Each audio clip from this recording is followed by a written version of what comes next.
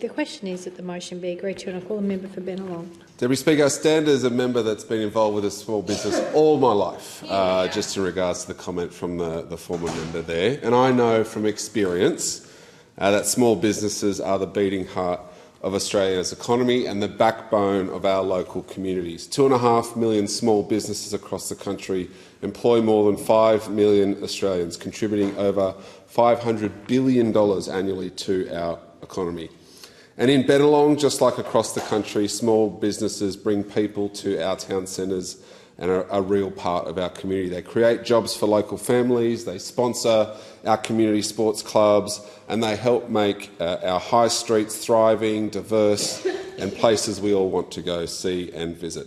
Across Bennelong, there are hundreds of small businesses employing countless locals, each contributing to the fabric of our community, whether it's a family that's owned a shop for generations or that new entrepreneur taking their first steps in business. Small businesses are at the heart of what makes Bennelong such a dynamic and connected community. And as their representative, someone with a long and proud history in small business, I'm pleased to be part of a government that values small businesses and their owners.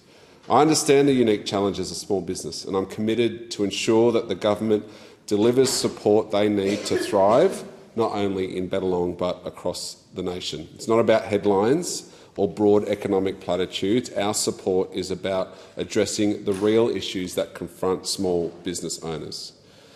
And I know that they're doing it tough right now.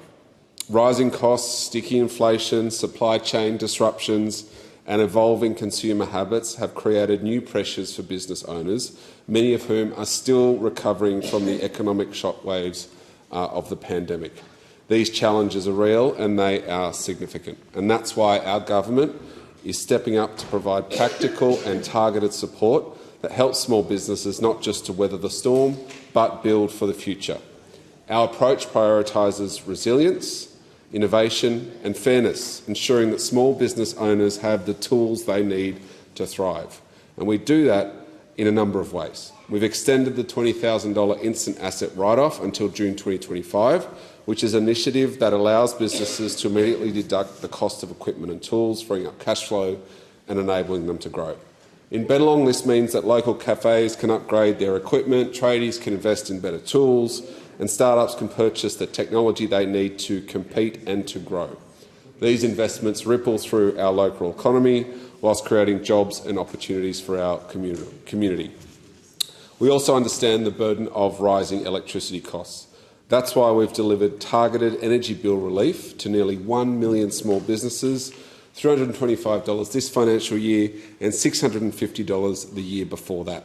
That reflects our commitment to easing cost of living pressures where we can.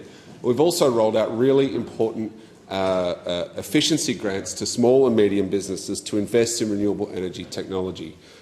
Systems which help use less power for refrigeration, allow businesses to invest in solar and battery technology were rolled out and were incredibly successful, Deputy Speaker, because we want businesses to have confidence in investing in this new technology to cut their bills. This is all about resilience. Further, we've invested $60 million in cybersecurity and digital transformation programs. And you just need to look at our recent announcement on banning debit payment surcharges made off the back of the Free Digital campaign I ran, just to see how much small businesses matter to this government. From day one, I acknowledge that small business costs also need to be addressed alongside the needs of consumers to have a fee-free digital option at the checkout. It was so great then to hear both the Prime Minister and Treasurer acknowledge this exact view in their October announcement. They said that surcharging can only be addressed if the RBA addressed the cost to small business, because we know that digital payment costs are severe for small businesses and they're unfairly targeted at small businesses. There's much more to be said about how this government is supporting them, too much to list in one 5-minute speech, Deputy Speaker, but I just wanted to say this to local businesses in Bennelong. I spent my whole life in and around small business. I know how great they can be, and I know the strain they can place on owners and their families. In my time as elected official and now in this place, I've done all I can to ensure small businesses' perspectives are aired in government and around decision makers, and that's something I'll continue to do.